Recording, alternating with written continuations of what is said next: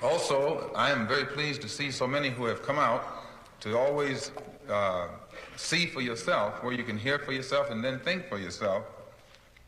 Then you'll be in a better position to make an intelligent judgment for yourself. But if you form the habit of listening to what others say about something or someone, or reading what someone else has written about someone, somebody can confuse you and misuse you.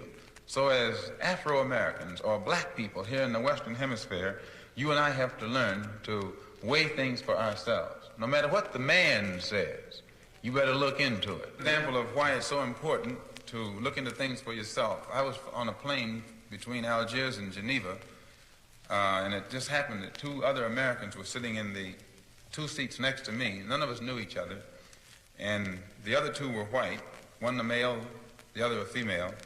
And after we had been flying along for about 40 minutes, the lady, she says, "Could I ask you a personal question?" I said, "Yes."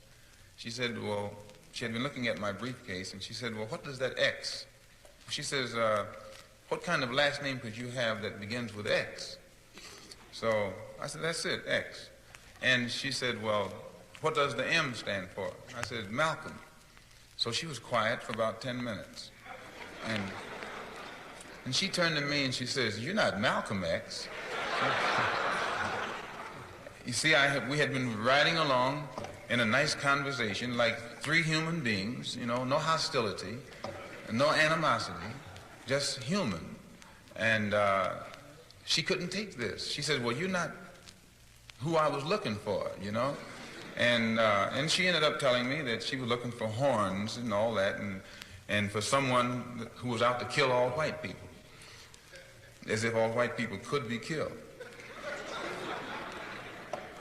This was her general attitude, and this attitude had been given her, this image had been given her by the press.